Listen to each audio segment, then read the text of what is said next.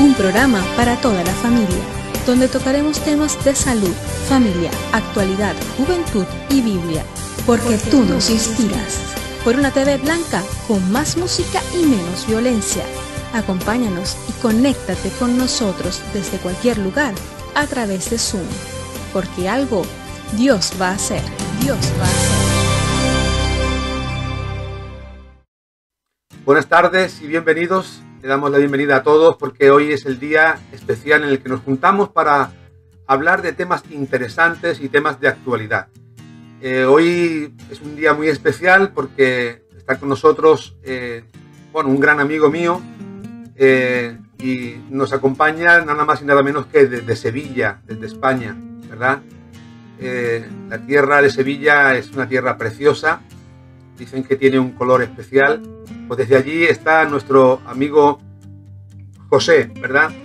Y José hoy nos va a resolver las dudas que tenemos en cuanto al tema que nos ocupa, porque hoy vamos a hablar de la fe que salva, que es un tema apasionante. Usted se va a dar cuenta, es un tema muy interesante, así que le ruego que no se mueva en la próxima media hora, quédese con nosotros, porque estoy convencido de que vamos a aprender muchas cosas juntos.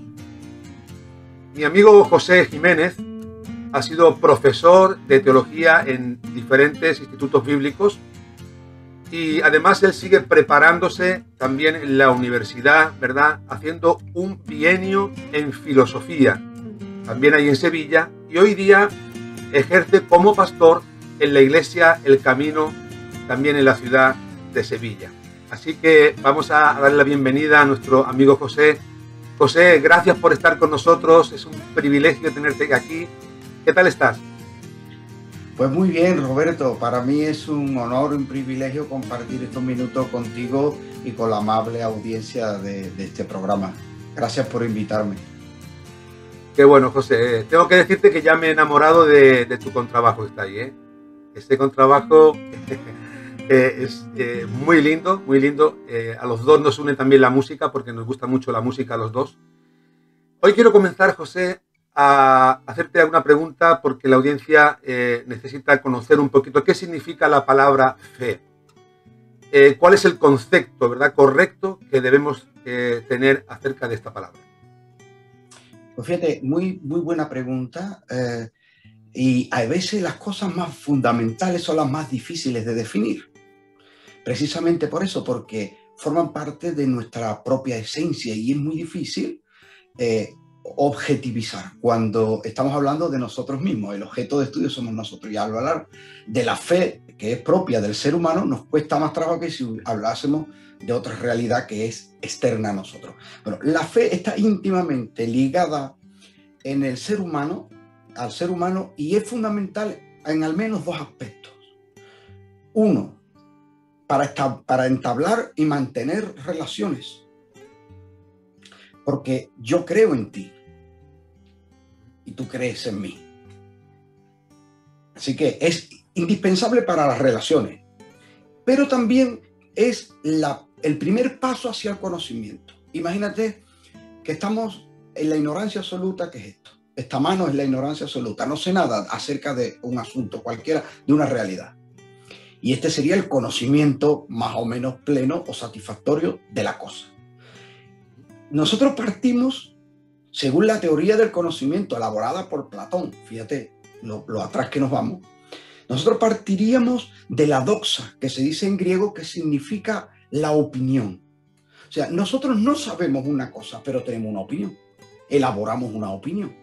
La opinión en su primer punto de partida es la imaginación. ¿Qué te imaginas que es la cosa? Puede ser esto, puede ser aquello. Entonces vas trabajando el razonamiento, vas elaborando esta opinión y llega a un punto donde se conoce como la pistis, que es la palabra griega que está más veces traducida en el Nuevo Testamento como fe. Entonces, ¿qué sería la pistis en este sentido? La creencia. Es la hipótesis de la que partimos.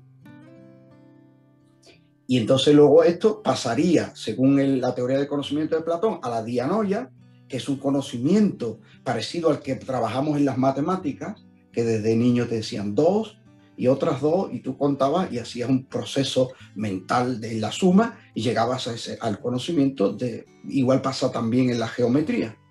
Y terminas en la intelección, o que llamaba Platón la noesis. Entonces, en el camino hacia el conocimiento hay un momento en ese desarrollo, en esa dinámica, donde nosotros tenemos una hipótesis, una creencia, porque si no, ¿hacia dónde vamos en el conocimiento? Estaríamos dando palos de ciego. Entonces, este sería, digamos, el concepto más básico y general, fundamental desde el que partir, que la fe no es una cosa rara ni ajena a la naturaleza humana, sino que forma parte del propio ser humano. Por regla general, José, cuando escuchamos la palabra fe, yo creo que todo el mundo la relaciona, siempre la asociamos, ¿no?, con la religión o con alguna creencia personal, ¿sí? Todas las clases de fe, suponiendo que hubiera varias clases de fe, ¿podríamos decir que son buenas para nosotros? Pues mira, partiendo de que la fe es buena porque es propia del ser humano, en principio la fe es buena siempre. Ahora, ¿dónde está quizá el peligro o el riesgo? Porque la fe asume un riesgo. Pues está claro que será depositar nuestra fe en personas o en cosas que puedan ser mentiras, que puedan ser dañinas, que puedan ser perjudiciales. Y apoyándonos en algo como verdadero luego resulte falso, puede resultar en daño, en perjudicarnos, o al menos en haber perdido el tiempo. Y no es malo confiar, porque el problema no es que yo confíe en algo o en alguien. El problema es que ese algo o alguien me haya fallado. Entonces, sí, la próxima vez quizás deberé andar ese camino y no quedarme solo con la mera opinión. Porque si tengo solo puesta mi fe simplemente en ese punto de partida, que es una mera opinión, pues mañana cuando me confronte con la realidad puedo darme cuenta con tristeza que he apoyado mi confianza en algo que no era real o que no era lo que parecía. O sea que no debemos de tenerle miedo a la fe, no es algo como para temerle. Lo que sí es verdad que debemos de andar con cuidado dónde depositamos, como tú bien has dicho, nuestra fe. Cuando pensamos en la fe cristiana, me gustaría que nos explicara de una forma así comprensible en qué consiste. ¿En qué consiste la fe cristiana y en qué está basada? Pues mira, la fe cristiana, vamos a decir 2 cosas fundamentales sobre ella. Primero, la fe será el recibir con apertura de corazón y apertura de mente la revelación que Dios ha hecho de sí mismo. Y esta revelación ha ido siendo escrita, compilada a través de los siglos en lo que nosotros llamamos las Sagradas Escrituras o la Santa Biblia. La revelación más perfecta y clara de la verdad de Dios es Jesucristo, que el apóstol Juan en su prólogo, en el Evangelio, en el prólogo de su Evangelio, dice que Jesucristo es el verbo de Dios encarnado. Entonces, la revelación más perfecta de Dios, y Jesucristo llegó a decir: quien me ha visto a mí, ha visto al Padre. Así que la fe cristiana es poner la confianza en esa revelación de Dios que ha sido progresiva a través de la Escritura y que se culmina y se hace perfecta en Jesucristo. Todo lo que nosotros podemos, como seres limitados que es el ser humano, todo lo que nosotros podemos comprender y captar de Dios se cumple perfectamente en Jesucristo. Entonces la fe cristiana será poner la fe en ese Dios encarnado, ese Hijo de Dios al que conocemos como Jesucristo. San Pablo, el apóstol Pablo, designa a menudo el camino de salvación que está abierto por la gracia de Dios en Cristo, en oposición a la ley. Y esto crea a veces confusión y algunos debates teológicos, pero realmente es muy claro el Nuevo Testamento con respecto a esto. La salvación no puede apoyarse en el cumplimiento de la ley, porque para ello habría que cumplir todos los mandamientos, tanto de Dios como de los hombres, que conducen a una justicia perfecta e impecable. Esto, lamentablemente, ninguno de los seres humanos lo ha podido lograr. Entonces, poner una confianza en mi propia justicia para decirle a Dios, yo soy inocente de toda culpa, pues me deja ante una falsedad, una falsa percepción de mí mismo. Porque yo me siento justo cuando me comparo con el vecino. Digo, yo soy mejor que el vecino. Bueno, sí, pero ¿me podría yo presentar delante de Dios como absolutamente inocente y sin culpa? Pues no. Entonces no puedo poner mi fe, mi confianza en mi justicia.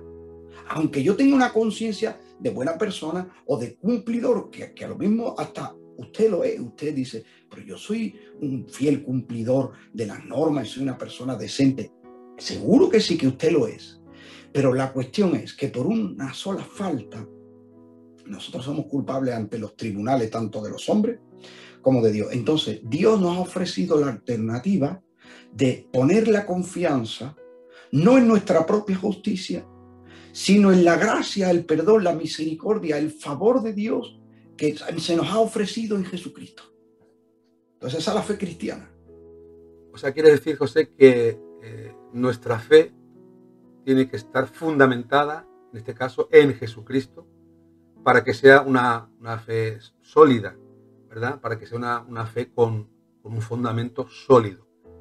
Pero habrá personas, por ejemplo, que nos estén escuchando y puedan pensar en esa fe ciega, en una fe que no tiene ningún tipo de fundamento. ¿Existe esa fe ciega? Existe, porque de hecho vemos personas que manifiestan y mantienen una fe ciega en algo o en alguien. Pero la fe ciega proviene de la imaginación. Ojo, es casi absolutamente subjetiva. ¿Por qué? Porque si la fe se trata en la confianza que yo tengo en la veracidad de algo o de alguien, entonces, cuando yo pongo mi fe fuera de mí, es una fe objetiva porque está puesta en el objeto de mi fe. Pero cuando es una fe ciega, no es una fe objetiva porque es una fe en mi fe. ¿Me explico? Yo tengo unas expectativas, yo me imagino que, yo me imagino que mañana me va a crecer el pelo, porque, no sé, he tenido un sueño que mañana pues dejo de ser calvo. Entonces, no hay nada en que yo pueda fundamentar esa fe, sino en una imaginación. Entonces, cuando llega el día de mañana, la realidad me va a seguir presentando que soy calvo. Pero yo me cierro a la objetividad.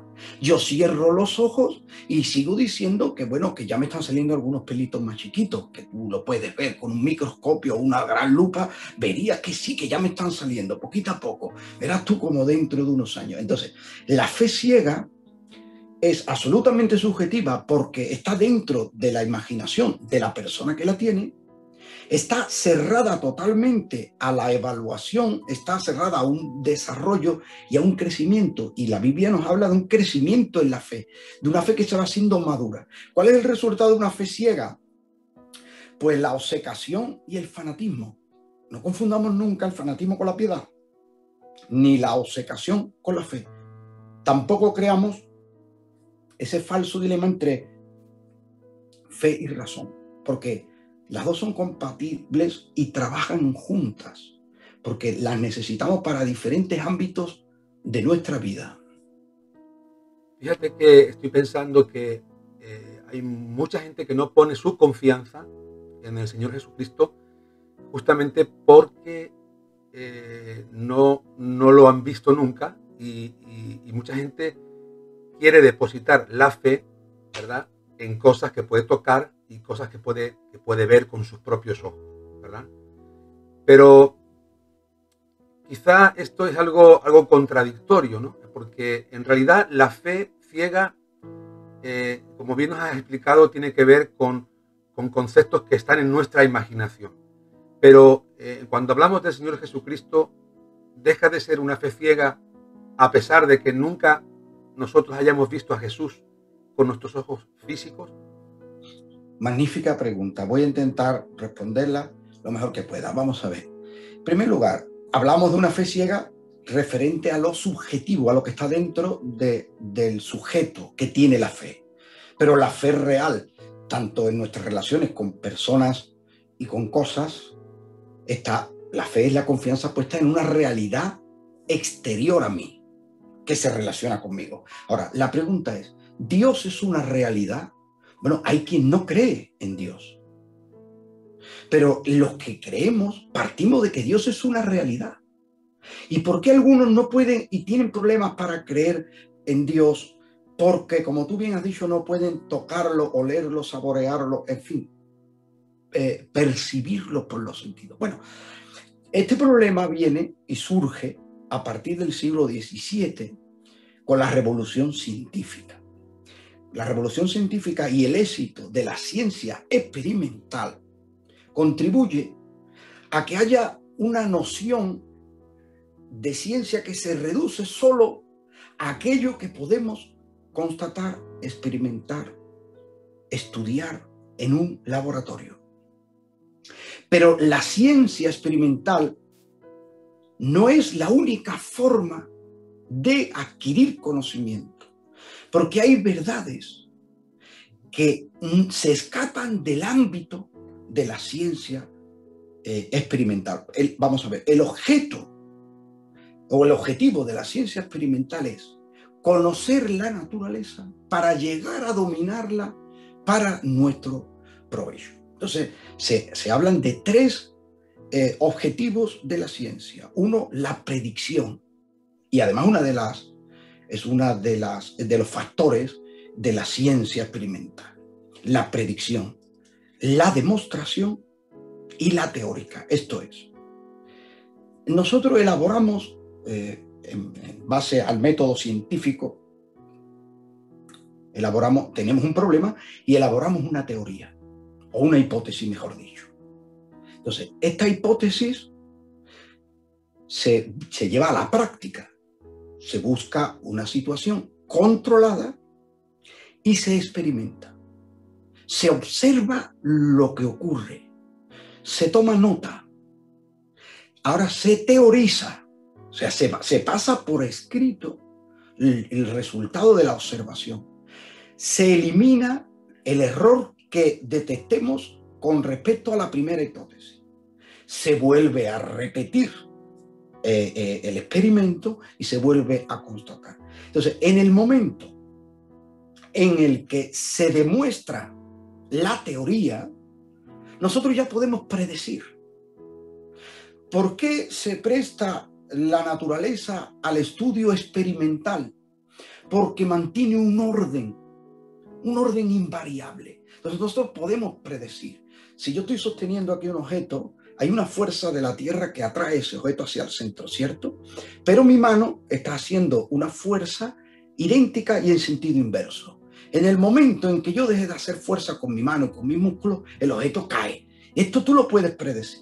Ahora, yo pregunto, ¿todo en la vida se puede predecir? ¿Todo en la vida se puede observar? Por ejemplo, ¿tú quieres a tu esposa? ¿Tú amas a tu esposa? Yo me imagino que sí. Y he visto gestos de tu parte que me hacen creer que sí. Pero ¿y cómo me puedes tú demostrar? Tú no me puedes demostrar. ¿En qué laboratorio? ¿Habrá una resonancia magnética en un análisis de sangre? ¿Existió Napoleón? Tendrás que ir a documentos históricos. Pero no, ¿cómo puedes demostrarme científicamente? Incluso hay una teoría científica del origen del universo, que es el Big Bang, y está en todos los aspectos académicos, está aceptada como la mejor hipótesis o la mejor teoría acerca de cómo se formó el universo. Pero podemos repetir, podríamos volver a crear. Pues no, entonces, incluso hay quien escribe aparentemente sobre ciencia, pero en realidad está haciendo filosofía de la ciencia, que es una interpretación de aquellos datos que nos aporta la ciencia. Entonces, en el momento en que nosotros lleguemos a esta conclusión, no todas las realidades son perceptibles de ser predecibles, de ser demostrables y de elaborar una teoría sin error. Entonces, ¿cuáles son los límites de la ciencia experimental? Hay muchos, por ejemplo. ¿Cuál es el objeto de las ciencias humanas? Ciencias humanas que estudian asuntos relacionados con la cultura, el lenguaje, la organización social, la historia, la psicología. Las ciencias humanas tienen como objeto de estudio otro ámbito de la realidad. Porque, ¿qué puede ocurrir si sale lloviendo? Que tus hijos rían o que lloren. ¿Por qué unos niños ríen y se ponen a jugar en los charcos porque está lloviendo y otros niños se ponen a llorar porque está lloviendo? ¿Podemos predecir si un chiste te va a hacer gracia o no? ¿Podremos explicar científicamente por qué a una persona le gustan los melocotones y otro no? ¿Por qué a uno le gusta la música clásica y otro la detesta? Pues no podemos hacer explicaciones. En cuanto el objeto de estudio es el ser humano y lo referente a él, entonces tenemos que hablar de ciencias humanas, no de ciencias experimentales. Debemos conceder, y el cientificismo ha hecho mucho daño. El cientificismo es una creencia muy extendida en la que las personas creen y entienden que solo es verdad aquello que esté relacionado directamente con las ciencias experimentales. Pero no, señor, hay realidades que escapan del ámbito de la ciencia experimental. José, la verdadera fe, yo creo que es como que nos va marcando un camino, ¿verdad?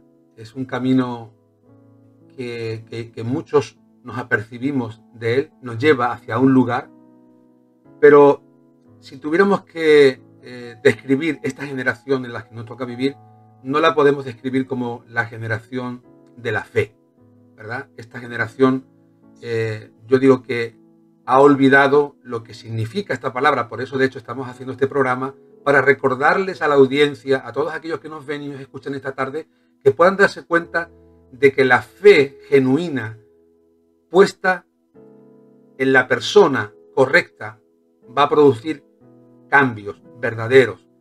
Y me gustaría que me contestaras algo muy importante, porque si vamos caminando y la fe nos marca un camino, ¿hacia dónde nos lleva ese camino? ¿Hacia dónde nos lleva la verdadera fe? ¿Hacia una cosa, José, hacia una cosa, o nos lleva hacia una persona? Magnífica pregunta, Roberto. Mira, estamos en un momento en que la sociedad acepta el misterio, como no puede ser de otra manera. Incluso hay programas de mucho éxito, tanto televisivo como radiofónico, que tratan acerca del misterio, de aquellas cosas que aún están desconocidas y especialmente aquellas cosas que salen, como hemos dicho, del ámbito del estudio de la ciencia experimental. Entonces, nuestra sociedad no tiene ningún problema en admitir el misterio. Por eso convive perfectamente, no sé, con la astrología, aunque esté fundamentada en la teoría geocentrista, pero siguen creyendo en la astrología, se sigue creyendo en diferentes formas de esoterismo, y hay también una cierta espiritualidad de magníficos escritores como Pablo Coelho y otros, que son magníficos y son grandes pensadores y transmiten una cierta espiritualidad, pero impersonal. Y ahí no hay mucho problema.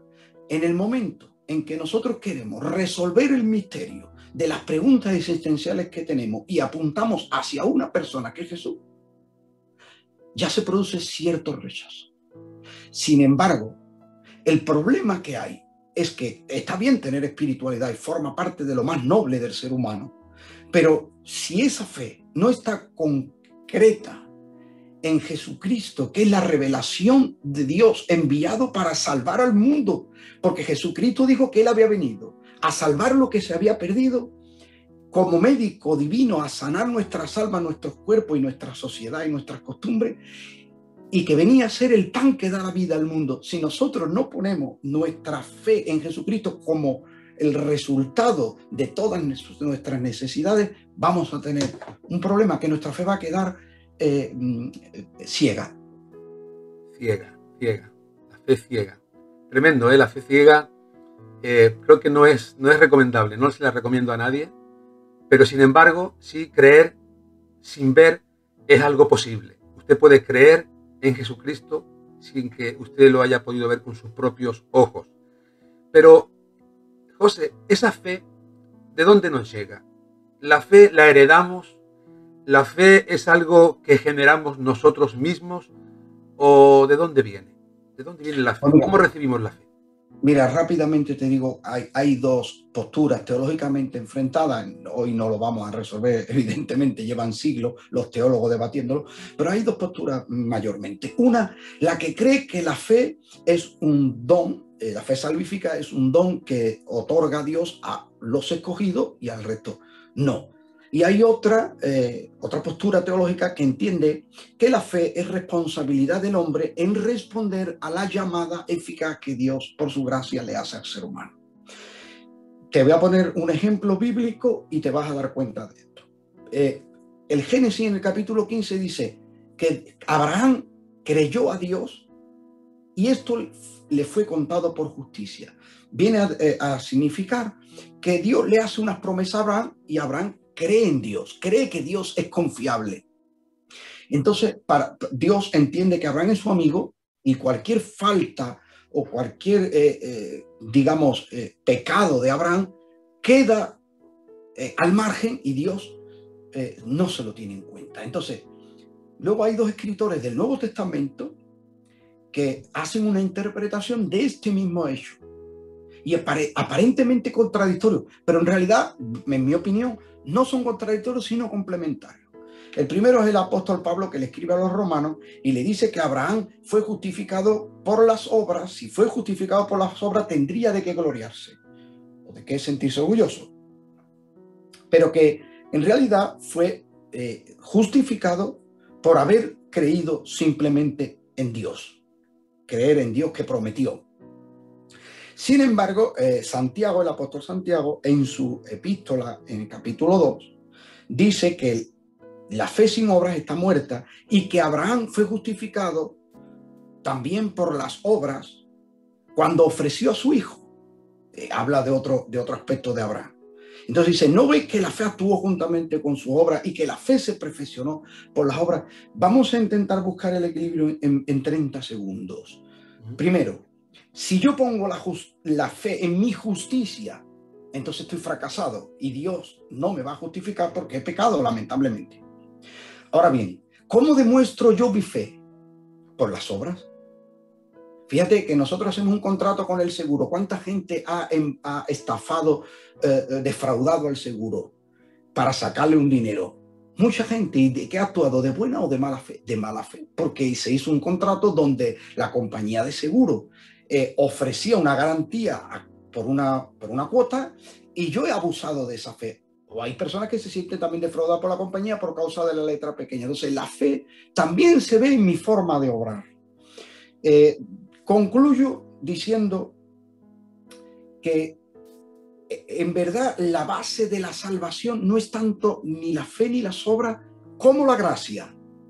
Porque si Dios no hubiera querido salvarnos ni perdonarnos, ¿qué más da que yo crea en lo que Dios no me quiera dar? Yo puedo creer que la persona más rica del mundo me va a donar 1 millón de euros, pero si la persona no tiene la voluntad de donármelo, no me lo dona por mucha fe que yo tenga.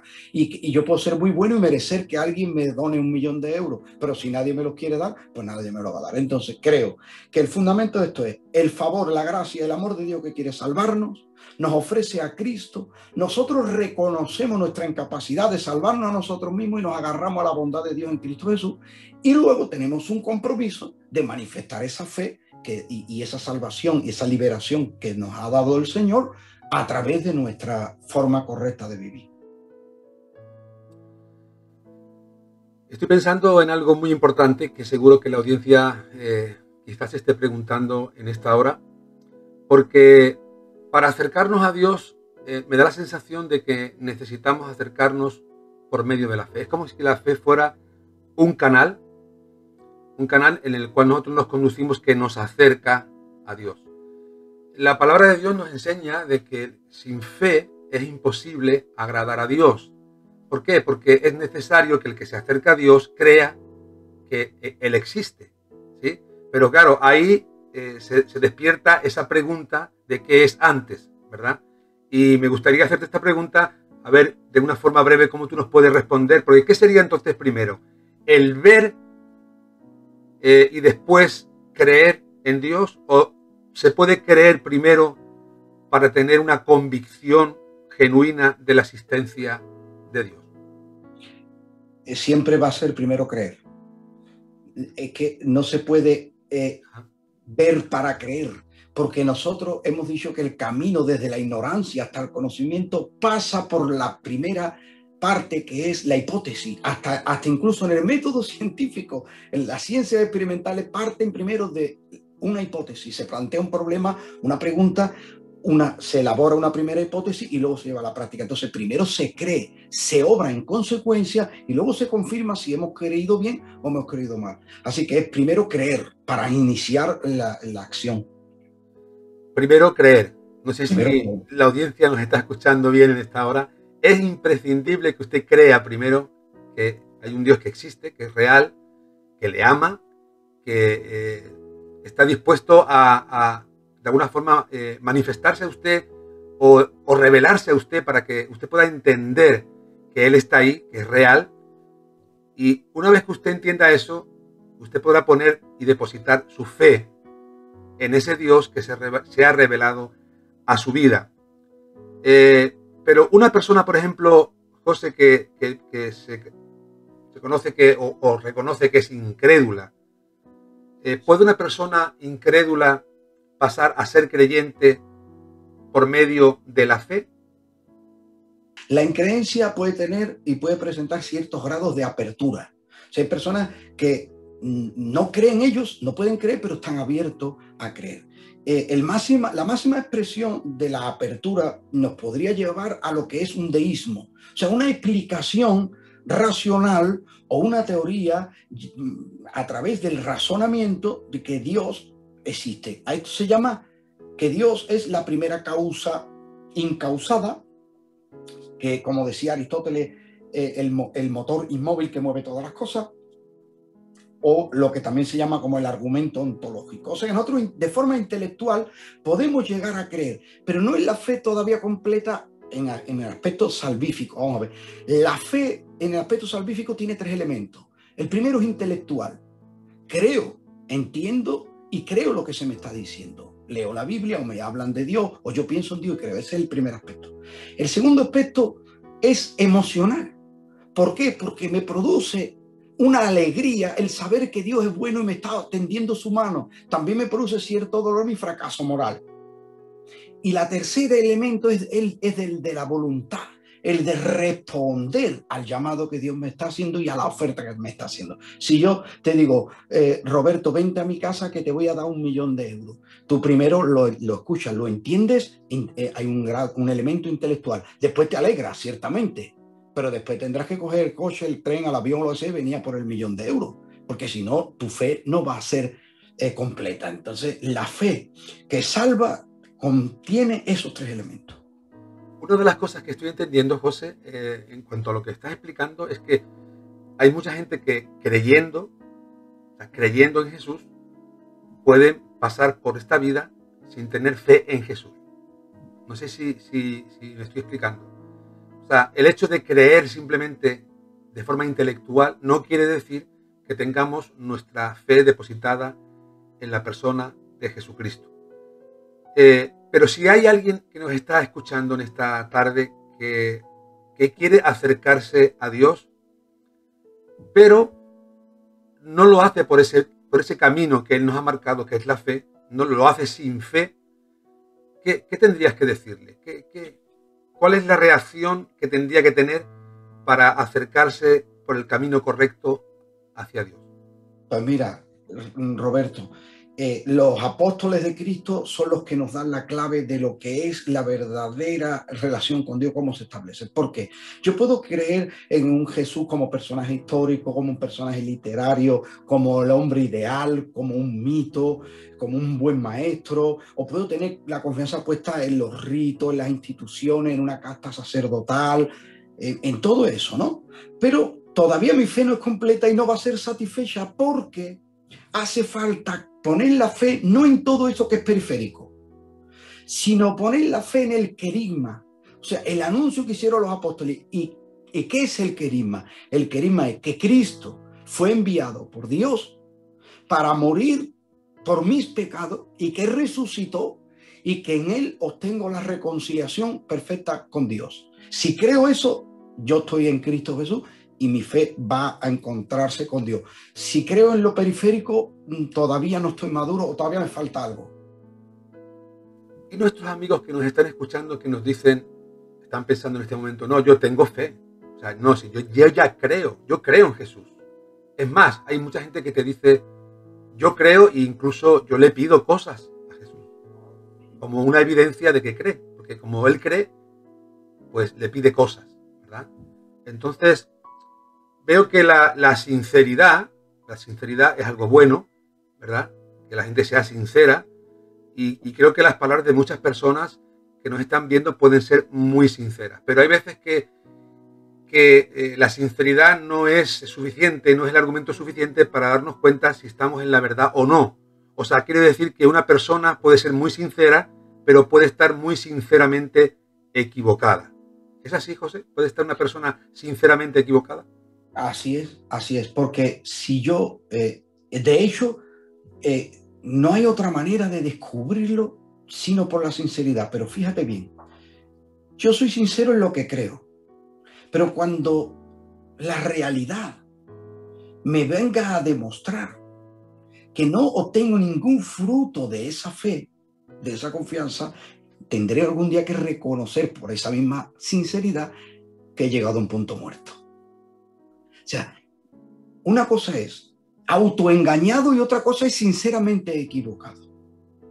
Y hay que ser honesto, ya no con los demás, sino conmigo mismo.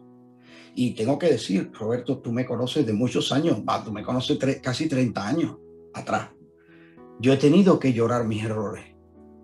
Como cristiano, como pastor, como esposo y como padre de familia, yo he tenido que llorar mis errores, porque yo creía a veces que lo estaba haciendo bien, incluso yo creía que estaba haciendo lo que Dios quería, y después me di cuenta que estaba actuando equivocadamente y egoístamente, y he tenido que llorar, y he tenido que arrepentirme, y he tenido que pedir disculpas a mi familia y a otras personas y a Dios. Entonces, yo puedo estar sinceramente equivocado, pero cuando Dios, que es nuestro maestro y nuestro guía providente, me confronte con la realidad, yo debo ser honesto también en ese momento y estar dispuesto a cambiar, porque yo no lo sé todo.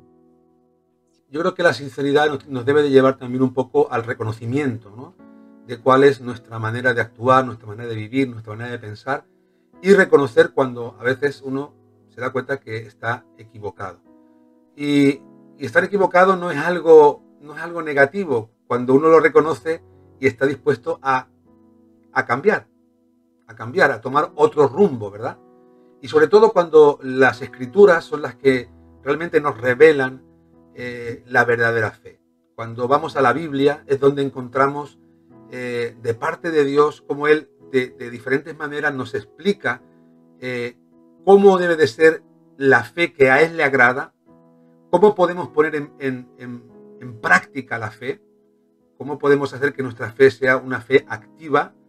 Y me gustaría también pues, que nos explicaras muy brevemente, porque el tiempo pasa muy rápido y nos acercamos, ¿verdad?, ya a la culminación del programa.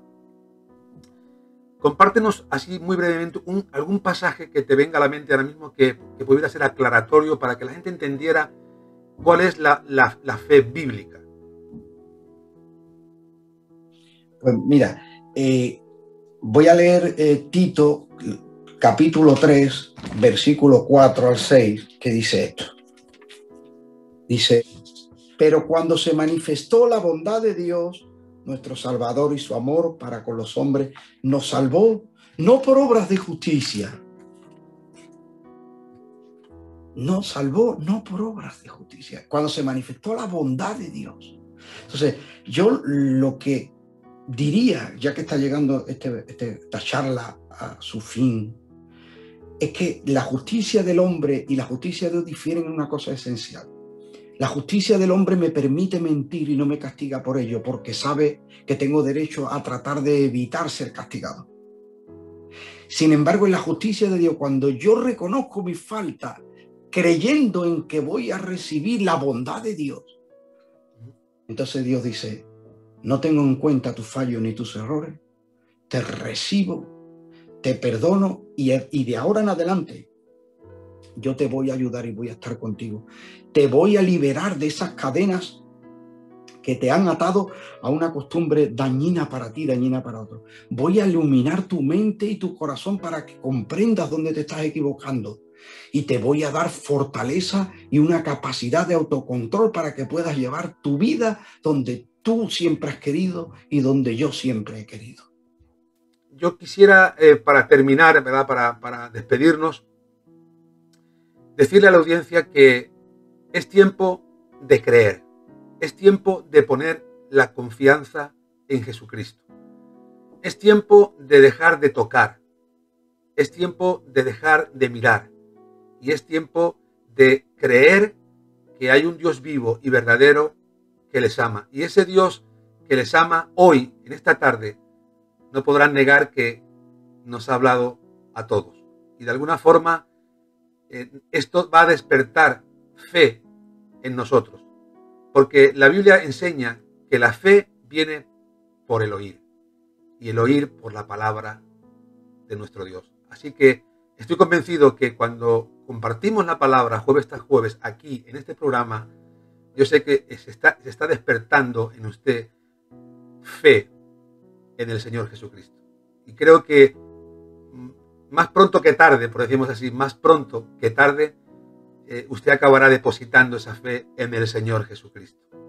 Y cuando usted lo haga, pues recibirá un regalo maravilloso, precioso, que es la salvación de Dios. El regalo de Dios, que es la vida eterna. Como últimas palabras, tienes un minuto, José. Te voy a dejar este tiempo para que tú le compartas a la audiencia y le digas en un minuto lo que tú quieras. Dirígete a ellos y di lo que tú quieras, José. Pues en primer lugar que ha sido un privilegio y un honor haber compartido esta charla contigo y con ellos, que les tengo en mis oraciones, aunque no les conozca, pero yo voy a ponerle al Señor una oración en favor de todos los que escuchen esto. Y también les ruego que vayan corriendo a los brazos de Jesús. No hay nadie más lindo, no hay nadie más amoroso, no hay nadie más comprensivo que Él. No hay nadie más digno de nuestra confianza que Él.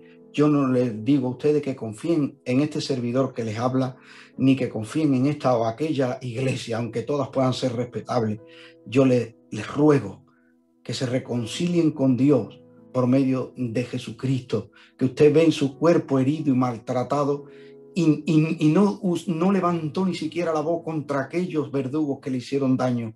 ¿Cómo Él va a hablar una palabra en contra de usted? Si usted va corriendo a sus brazos, usted va a encontrar el amor, la comprensión que nunca ha sentido con nadie. Y entonces usted se va a dar cuenta que su fe no será defraudada y que usted va a encontrar la paz con Dios, con su entorno y consigo mismo, gracias a la bondad de Dios en Cristo Jesús.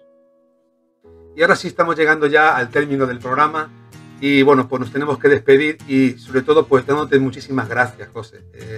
Me alegra muchísimo, bueno, de volver a verte, aunque de forma virtual, pero de verdad, gracias por compartir con nosotros en el programa y solamente decirle a la audiencia pues que ante los momentos de lucha, de prueba, de dificultad, de adversidad que están viviendo, confíen siempre en Dios, porque algo Dios va a hacer. Hemos llegado al final de nuestro programa Algo Dios va a hacer, recordándoles que pueden conseguir esta y otras ediciones en nuestra página web www.restauracionyvidabadalona.com. Se despide de ustedes en la conducción y dirección el pastor Roberto Hernández, en el enfoque bíblico Luis Cortés y en la producción su servidora Vanessa Montes. Será hasta la próxima. Porque algo Dios va a hacer.